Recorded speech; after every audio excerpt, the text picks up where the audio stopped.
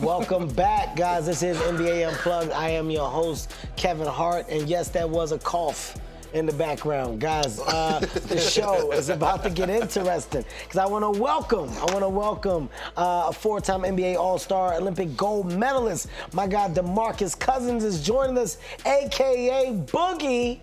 The real Boogie, as you would say. Bird, the real Boogie. Oh, that's the Boogie Man. The real Boogie. What's going on with you, Boog? What's up? I'm smooth, man. I'm smooth. How about yourself, brother? Oh, man, I can't call it. I tell you what else I can't do. Take you being ultra cool back up from the goddamn screen.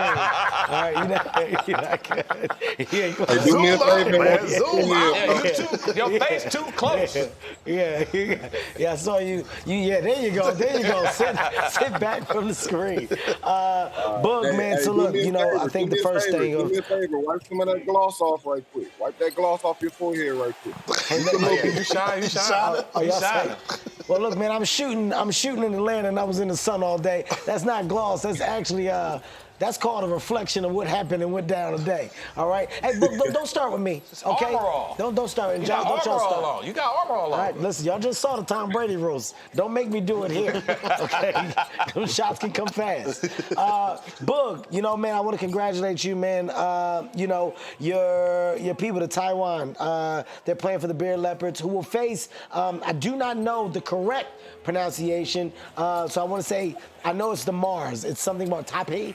Did I say it right? Yeah. Hey, we'll take that. We'll take that. Mars. Yes. We playing Mars. We'll take that. There you go. All right. Okay, I know, but they play them in the finals. It's starting on Friday. And I know you're playing. That's like your last game. So, dude, I got to say congrats. I got to say you showing out as expected. Highlights from my guy. Still getting down, by the way. Still angry. Did you see that at the end of that play? Yeah. Still angry. Still angry. You getting texts over Passionate, there, too? not angry. Yeah. Passionate. Boog, where you at with texts at over there? Are they flying or did they decrease any? Nah, man. I only know how to play one way, man. So that's what you're going to get from me. Boog, I got playoff questions for you, man, but, I can't get into that without getting into your world of success, man. I want the world to know what your playoff averages are. We're talking about somebody who has put down with the best of them, 25 points a game. We're talking 14 rebounds. Five assists a game, 2 blocks, 2 steals. A man that definitely was in a conversation of one of the best big men to do it, especially during your prime. I got a question for you, man, with today.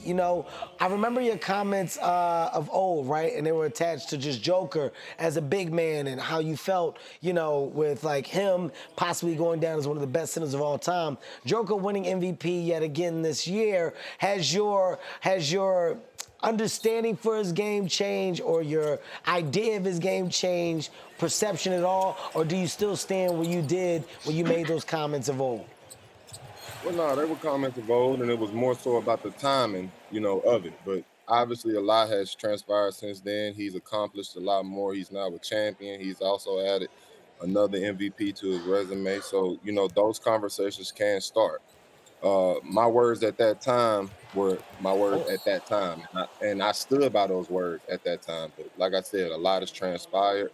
He's earned a lot more accolades since then. So that conversation starting to happen now is more than worthy of it. So, he's an incredible player. That's never been a doubt or anything like that. But for me, it was more so the conversation when you compare him to the other greats of this game and the accolades that they received. The guys like Shaquille O'Neal, one of the most dominant to ever play. And you see he only has 1 MVP. And then you look at a guy like Jokic who has 3. That's just a real conversation, and it's hard to compare those two type of guys. And we all know what Shaq brings to the game. We all know the dominance that he brought. So that was more so my conversation at the time. We are in the postseason, right? You're in Eastern Conference Finals. And, a lot of conversation attached to Jayson Tatum has been about, he has to respond to the pressure. We want to see him in the postseason really get to where the world expects him to be, which is in the finals. And they feel like this Celtics team has done everything to position him correctly to do it. What's your stance on that? Do you feel like Tatum's under pressure at this moment, at this point in his career? Do you feel like this is a show up or show out Eastern Conference Finals for him? What's your take on that?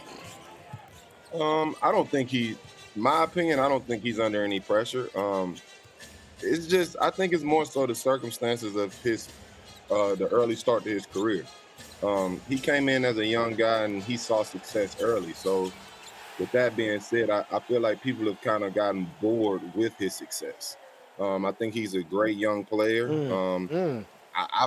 We've never really seen him in a losing type situation. So I think that's more so where that pressure starts to try to creep in. But, at the end of the day, it's guys have been in the league way longer than this kid, and they don't receive this type of pressure. You know what I mean? So I think he's in a great place in his career. I think he's a winning player. He's done nothing but win since he stepped foot into the league. And at this point, he's just gaining the experience to finally get over that hump with winning a championship. I do believe this is the year they will, my opinion, I think it'll be Minnesota and Boston in the finals. Obviously, they have a tough test with this Indiana team this round, but I think this Celtics team, come out of this series. But to answer your question, I don't believe the pressure is on him. I think everything is playing out the way it's supposed to with this young kid, and like I said, he's just gaining the experience to finally get over the hump with winning the championship. We actually had the same conversation with ourselves, and I mirrored that when I was like, I don't feel like it's about the pressure necessarily towards him. I said, at the end of the day, this is a franchise that is a winning franchise. Yeah. They've been in the same place year after year, so he's obviously getting the job done. Naturally, they want to see a championship. Boog, let's talk real quick about, duos in the NBA right now. I think we're in an amazing time where in the postseason, it's a showcasing of these duos. Right now, we're talking about Tatum and Brown. We got Kyrie and Luka. We got AE and Anthony Edwards. We got Cat and Anthony Edwards. And also, with the Pacers, although not a lot of talk around this particular duo, but I think Halliburton and Siakam will become one in years to come, right? Because that pairing is new. Yeah. But with that conversation, where do you feel the best duo lies in the NBA today, Boog? Man, that's a tough question. I think every duo you named is doing, their due responsibility when it comes to leading their team. Obviously, I would say the most famous duo as of right now would be a Luka and Kyrie. They're the most, established with their name. They're probably the most famous names that you've mentioned so far. But I think every duo is doing their job. When it comes to this young duo with Tyrese and Siakam, I think they're still figuring it out. They are this is a young team. Siakam has been around the block, but as far as, Halliburton and the rest of the Pacers, they're a young team that's still learning. They're obviously doing way more than anybody expected in this playoff run. So, kudos to them. But I do still feel they have a lot to learn, and I think this series will show that against Boston. So, and then when it comes to the other, Anthony Edwards. Don't go nowhere, Boog. I still got my guy, DeMarcus Cousins here, a.k.a. Boogie. Once again, man, playing in the finals, man. The Bear Leopards, who will face on the Taipei Mars, is going down this Friday. Boog, I got one more question for you that I feel like is an important question. We talked a lot about the Celtics. We talked about where they are in the postseason. Right now, talking about the younger players in the NBA, and, there's a lot of conversation about who is the face of the NBA. Although LeBron James is still in the league, we all know LeBron James definitely wears the crown as the king. But the promising faces of the future are presenting themselves. Just give me your world of some of the talent that you would call your favorite that's playing today. Oh man, I think he's everybody's favorite right now. I would say Anthony Edwards. I think he has all the potential to be that new face of the league after LeBron is out.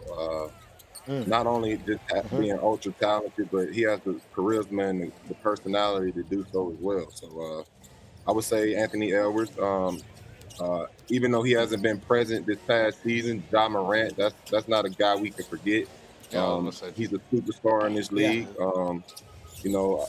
You got to get that kid his flowers. Even though he's went through a little adversity the past couple seasons, he's still that star. And hopefully, he's matured in certain areas, and he can continue to have his superstar career. So obviously, you got guys like Luka. There's a lot of young talent in this league, man. I think Wemby is going to be incredible in this league. Shea. It's a lot of young talent coming up, and I think the NBA is in a really good place. And I think they'll also be comfortable when guys like LeBron and Kevin Durant and Steph Curry leave the league, because we have so much young talent up and coming to carry that torch after these guys leave. Boog, I gotta be honest, man. I love seeing you in this space, and I've been seeing you do more interviews. I've been seeing you just talk more about the game, more about your experiences and playing the game. Is this something that we can look forward to seeing you involved in more as time comes? You know, the world of journalism and just broadcasting. Absolutely, man. I love being able to use my voice. I love being able to control my own narrative. There's been, most of my career where you had to kind of sit back and shut up and just allow the narratives to be the narratives. But I'm in a comfortable enough place. That's where I'm at with it right now. Yeah. There you go. You look extremely calm, and I just want to say, I don't know if it was, but I'm just going to assume therapy's working, right? And I think that at the end of the day, whatever it was. But I got nothing but love for you, man, and I want to say congrats, of course, on a world of success that you're already having. Good luck on the finals on Friday. But I meant what I said, man. Like, seeing you in this space is dope as hell. I love to hear you talk basketball, and I love to hear the players that did it break down the game from a perspective where people know it's real. And I think that's what make, Chuck and Kenny and all those guys so great. The other players that are doing it, that makes them so great, because we know it's not coming from a hypothetical. You did it, you lived it, you understand it. So please do the world a favor and do more of this, man. Absolutely. I appreciate you, K, man. Always. My guy. Wanna try to boast at what I look like. Keep them down, try to wear, I pull up long range. Jimmy with the heat, I'm on fire. It's NBA over here,